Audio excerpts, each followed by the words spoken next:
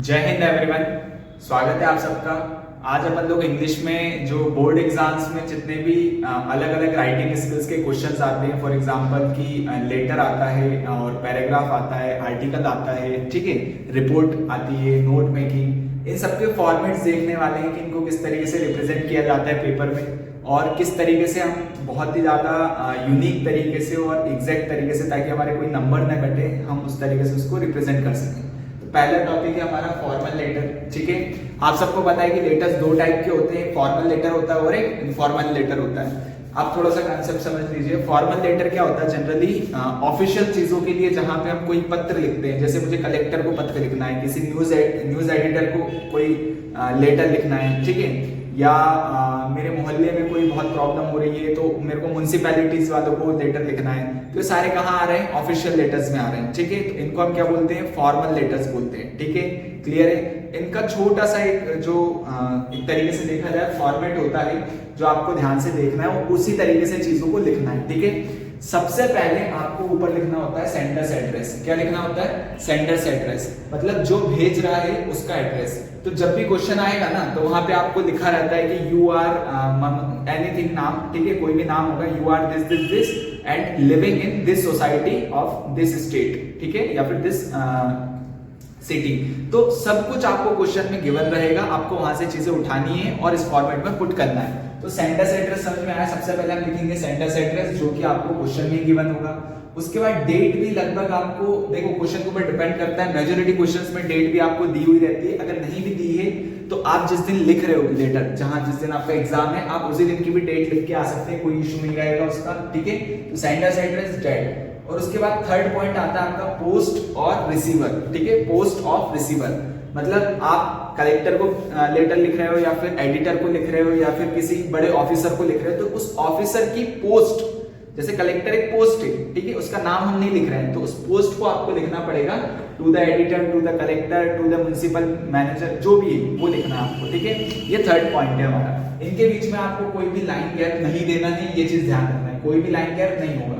Fourth point, अब यहाँ पे एक लाइन गैप देना है आपको। ठीक है, आपने जैसे पोस्ट लिखी, उसके बाद आपको एक गैप देना है और नीचे क्या लिखना है? सब्जेक्ट। अच्छा, बाय द वे, ये सारी चीजें एक लाइन में चलेंगी, सारी लेफ्ट साइड होंगी और बिल्कुल 1 बाय 1 नीचे, मतलब एक के नीचे एक होना चाहिए। S D P S S, ये पूरे वर्ड्स एक साथ होने चाहिए। ठीक है, अब यहाँ पे मैंने देखा एक लाइन आपको खाली छोड़नी है, उसके बाद सब्जेक्ट लिखना है। सब्जेक्ट में क्या लिखना है? जो भी प्रॉब्लम आपकी हो, ठीक है, कि बहुत सारे लाउड स्पीकर से रिलेटेड वाला क्वेश्चन ज्यादातर आता है, या फिर जो न्यूज एडिटर वाले के लिए क्वेश्चन आता है, तो जो भी आपका सब्जेक्ट हो, क्वेश्चन में दिया हो, उस चीज को आप यहाँ पे लिखेंगे। बहुत शॉर्टली लिखना है, बहुत बड़ा नहीं लिखना है, एक लाइन में आ जाना चाहिए लगभग। उसके बाद सैल्यूटेशन। सैल्यूटेशन क्या होता है? जिसको जनरली हम ग्रीटिंग्स करके भी जानते हैं। ग्रीटिंग्स मतलब हम उसको संबोधित कर रहे हैं, ठीक है, हम उनको एक तरीके से इज्जत दे रहे हैं। ठीक है, तो सैल्यूटेशन वो हो गया कि फॉर एग्जाम्पल उनकी पोस्ट तो हमने बता दी, अब हम उनको ग्रीट कर रहे हैं किसी भी तरीके से, ठीक है, गुड मॉर्निंग, रिस्पेक्टेड, या किसी भी तरीके से। ठीक है, तो जो वर्ड्स हम यूज करते हैं वो, तो यहाँ पे हम सैल्यूटेशन यूज करके कॉमा लगाएंगे। ये खास बात ध्यान रखना कि कॉमा बहुत इंपॉर्टेंट है। ठीक है, उसके बाद आपका स्टार्ट होता है मेन पोर्शन। ठीक है, ये अभी तक का मेन फॉर्मेट था। उसके बाद जो चीजें लिखनी है आपको अंदर लेटर में कि हमें किस किस चीज से प्रॉब्लम है, हम कहाँ रहते हैं, और उसके लिए आपको सजेशन भी अगर कुछ देना चाहें, तो वो सारी चीजें किस पोर्शन में आएगी? कौन से पोर्शन में? डिस्क्रिप्शन। यहाँ पे आप डिस्क्राइब करो कि हम कौन है, कहाँ रहते हैं और किस चीज के ऊपर आपका ध्यान ले जाना चाहते हैं, हमारी प्रॉब्लम क्या है। उसके बाद उस प्रॉब्लम के इफेक्ट और मेजर प्रॉब्लम जो है उस बॉडी में, एक ही चीज है मतलब ये दोनों, ठीक है, इसके लिख सकते हो। उसके बाद फाइनली लास्ट आता है। लास्ट में आपको क्या करना है? पैराग्राफ चेंज करना है। पैराग्राफ चेंज करने का मतलब है, अगर आपका यहाँ सेंटेंस खत्म हो रहा है तो यहाँ पे आप लाइन यही रोक दोगे, यहाँ फुल स्टॉप लगा के फिर दूसरी लाइन में लिखना स्टार्ट करोगे। ठीक है, तो कंक्लूजन लिखना है। कंक्लूजन कि हम जैसे चाहते हैं कि आप ये करें, जो आपके सजेशन होते हैं, ठीक है, एक तरीके से आप उनको कंक्लूजन में रख सकते हैं, या फिर जो भी पॉसिबिलिटीज होती हैं काम करवाने की कि आप ऐसे ऐसे कर सकते हैं, तो वो सारी चीजें कहाँ रखनी है? कंक्लूजन में, मतलब हम सारी चीजों को कंक्लूड कर रहे हैं। ठीक है, तो कंक्लूजन ज्यादा बड़ा नहीं, 2 से 3 लाइन का होना चाहिए। हैंड्स, काइंडली, सो, इन वर्ड से वो जनरली स्टार्ट होता है और चलता है। फिर आता है थैंकिंग यू, ये लास्ट में है। कंक्लूजन के बाद एक लाइन छोड़ेंगे आप और लास्ट में क्या लिखना है? थैंकिंग यू, योर सिंसियरली, और नाम। ठीक है, आपका नाम अगर क्वेश्चन में दिया है, ध्यान से सुनना, अगर क्वेश्चन में आपका नाम दिया गया है तो वही नाम आप यहाँ पर लिखेंगे। ठीक है, और यहाँ पे योर सिंसियरली मतलब एक रिस्पेक्टेड वे में लिखा जाता है। इस तरीके से हम फॉर्मल लेटर्स को लिखते हैं, ये प्रॉपर फॉर्मेट होता है। इस फॉर्मेट को अगर आप फॉलो करेंगे तो आपका एक भी नंबर नहीं कटेगा। बहुत सारी चीजें लिखने की नहीं होती, बस प्रॉपर आप रिप्रेजेंट करेंगे तो टीचर वैसे ही नंबर दे देगा, ठीक है। तो ये फॉर्मल लेटर देखा अपन ने। अब नेक्स्ट आएगा इनफॉर्मल लेटर, जिसमें क्या डिफरेंस होगा अभी समझ में आएगा, ठीक है।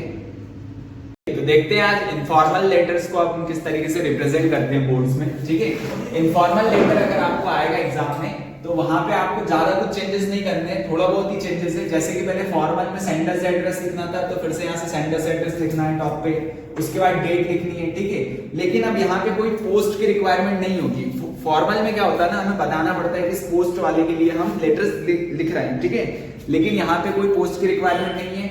आपको डायरेक्टली सिर्फ क्या करना है, एक लाइन ब्लैंक करनी है, किसके बाद, डेट के बाद लाइन छोड़ देनी है वाली, और उसके नीचे लिखना है सैल्यूटेशन, सैल्यूटेशन या ग्रीटिंग्स। जैसे कि पापा को लिख रहे हो तो डियर पापा, डियर पिताजी, जो भी आपको लिखना हो, ठीक है। डियर वगैरह या रिस्पेक्टेड भी आप लगा सकते हो, जो आपको, ठीक है, जिसके सब्जेक्ट के ऊपर डिपेंड करता है वो।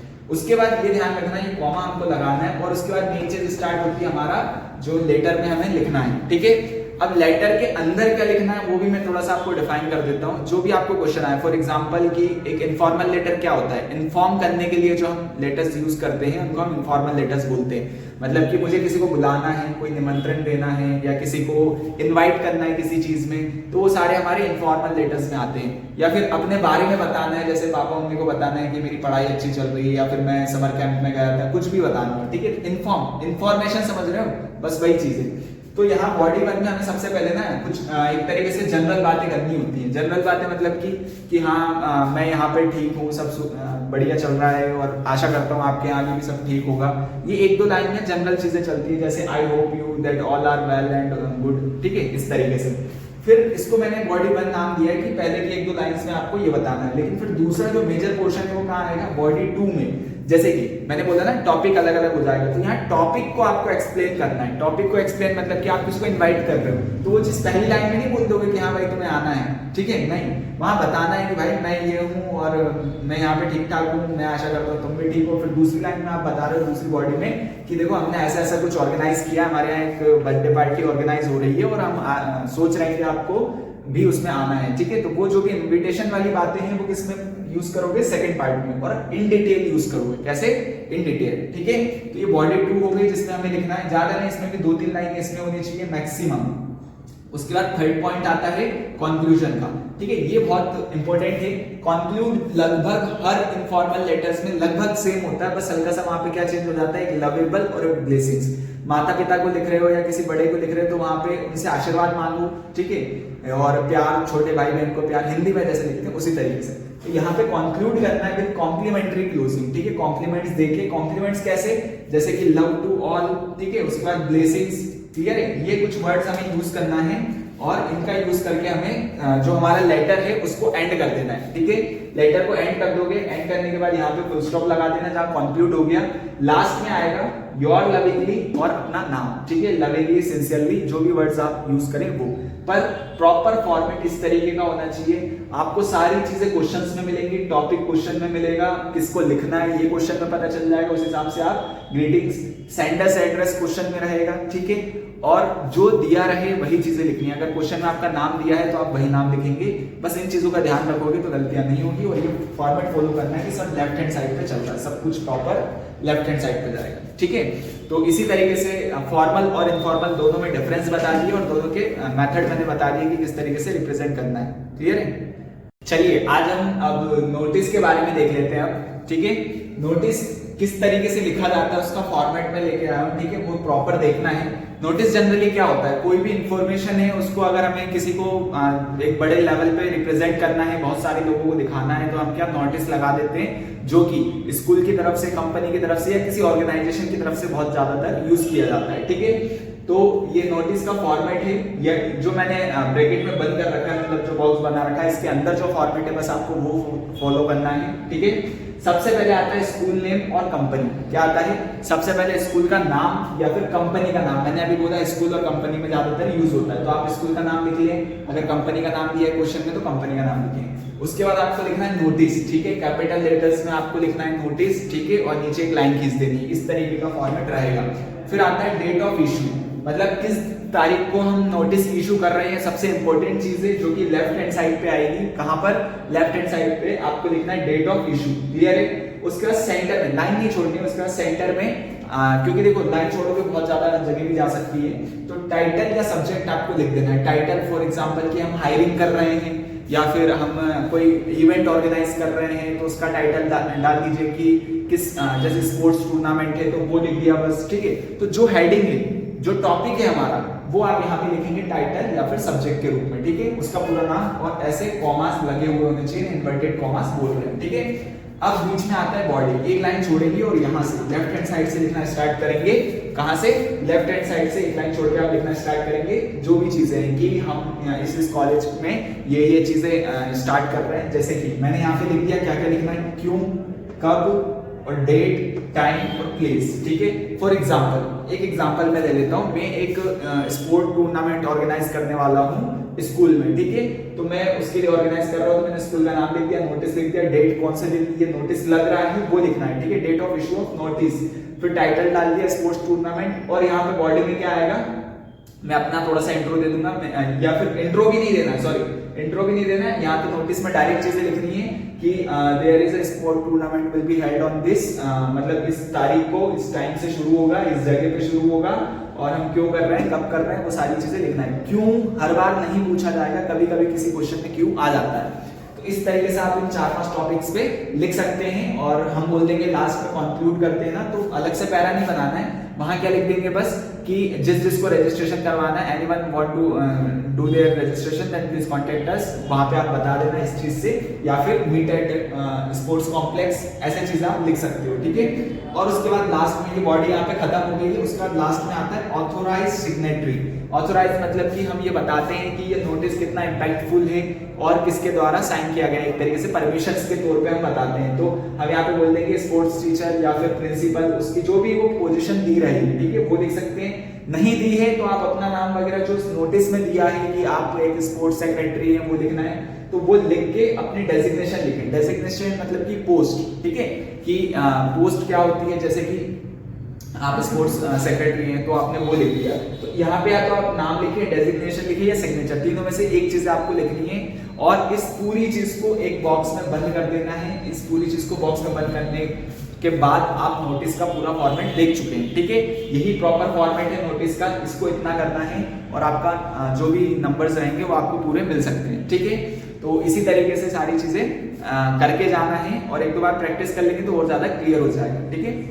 चलिए तो देखते हैं अब आर्टिकल को कैसे लिखा जाता है, ठीक है। इंग्लिश में आर्टिकल को किस तरीके से रिप्रेजेंट किया जाएगा हमारे एग्जाम्स में, उसका पूरा फॉर्मेट देख लीजिए। सबसे पहले आपको टाइटल ऑफ द आर्टिकल लिखना है, ठीक है, आर्टिकल का जो भी टाइटल है उसको लिखना है, जो कि आपको क्वेश्चन में ही दिया जाएगा। फॉर एग्जांपल कि सेव वाटर के लिए हमें एक आर्टिकल लिखना है, ठीक है, किसी भी चीज के ऊपर, तो यहाँ पे आर्टिकल का नाम हो जाएगा एज ए हेडिंग, और ऐसा साइन बना के इसको हाइफन बोलते हैं, और राइटर नेम बनाना है, ठीक है, क्या लिखना है, राइटर का नेम लिखना है कि कौन लिख रहा है, ठीक है। वो भी आपको क्वेश्चन में दिया जाएगा कि you are this and write an article on the topic, ठीक है।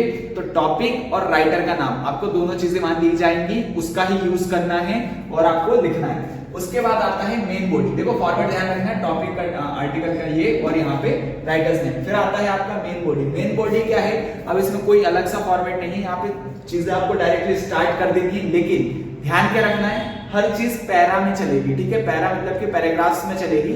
यहाँ पे 3 से 4 पैराग्राफ्स आपको लिखने हैं, ठीक है। कौन कौन से, पहला पैराग्राफ आप जो लिखोगे इसमें आपको इंट्रोडक्शन ऑफ टॉपिक, ठीक है, इंट्रोडक्शन ऑफ टॉपिक लिखना है, जिसमें कि आप टॉपिक को एक्सप्लेन करोगे कि वो है क्या, क्या होता है, जनरल चीजें उसके बारे में बताओगे, ठीक है।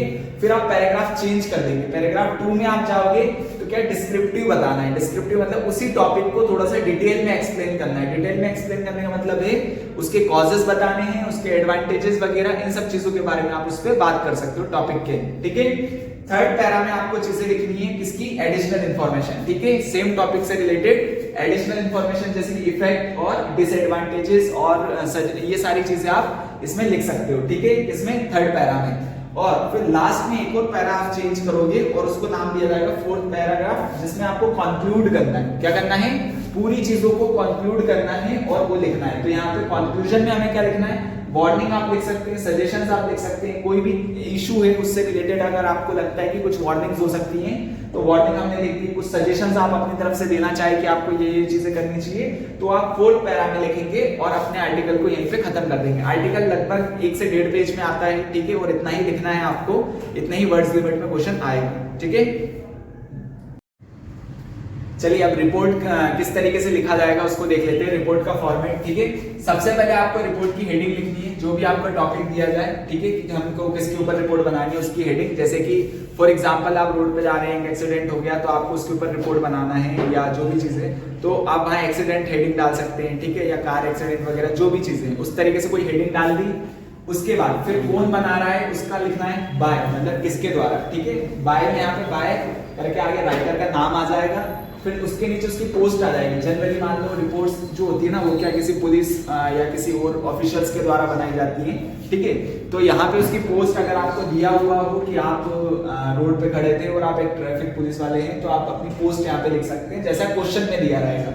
उसके बाद प्लेस और डेट, ठीक है। प्लेस और डेट मतलब जहाँ पे जो इंसिडेंट हुआ है या जिस टॉपिक के ऊपर आप बना रहे हो रिपोर्ट, उसका एक प्लेस और डेट को लिखना है, ठीक है। फिर फाइनल आता है मेन बॉडी। मेन बॉडी में आपको कुछ पैराग्राफ के फॉर्म में लिखना होता है और यहाँ पे कुछ टॉपिक्स है उनके ऊपर ध्यान रखना। फॉर एग्जांपल कि रिपोर्ट में क्या है, कब हुआ, कैसे हुआ और कहां पर हुआ, ये जो 4-5 चीजें हैं इनको डिफाइन करना होता है, एक तरीके से डिस्क्रिप्टिव लैंग्वेज में लिखना होता है, प्रॉपर चीजें सारे सोर्सेस के साथ। और उसके बाद अगर आपको लगता है कि कोई चीज रह गई है जो हम इस पोर्शन में नहीं रिप्रेजेंट कर पा रहे हैं, तो एक और चीज आती है जिसको हम फर्दर डिटेल्स में लिख सकते हैं। ये कंपलसरी नहीं है, अगर ये आपको लगे कि यहाँ पे कुछ रह गया है तो हम एक्स्ट्रा मतलब पैराग्राफ चेंज करके चीजें लिख सकते हैं, अदरवाइज रहने देते हैं। फिर फाइनल आता है ये कमेंट्स एंड इंटरव्यूज वगैरह, मतलब आप किसी के से बात करते हो या आपने किसी से पूछा कि यहाँ क्या हुआ, तो जो भी उनके कमेंट्स आते हैं, ठीक है, उनको हम इस सेक्शन में लिखते हैं और ये फाइनल हो जाता है हमारा रिपोर्ट का राइटिंग, कि हमें रिपोर्ट राइटिंग कैसे करनी है। इसी तरीके से एक और टॉपिक होता है जो इसी में आप देख सकते हैं, नोट मेकिंग करके आता है, ठीक है।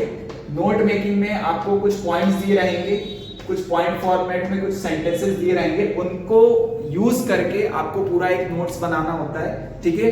फॉर एग्जांपल कि देखो क्या होता है कि मैंने कोई भी जैसे सेम एग्जांपल ले लेते हैं, एक्सीडेंट के ही ले लेते हैं, उसमें कुछ गिने चुने पॉइंट्स दे दिए कि डेट दे दिया, टाइम दे दिया, जगह का नाम दे दिया, अब उससे आपको पूरा इतना सब कुछ बनाना है। तो आप वहां पे इंग्लिश का यूज करके, ग्रामर का यूज करके नोट मेकिंग भी कर सकते हो। नोट मेकिंग ज्यादा बड़ा नहीं, लगभग 1 पेज के आसपास का आप लिख सकते हैं, ठीक है, और कम भी चलता है, ठीक है।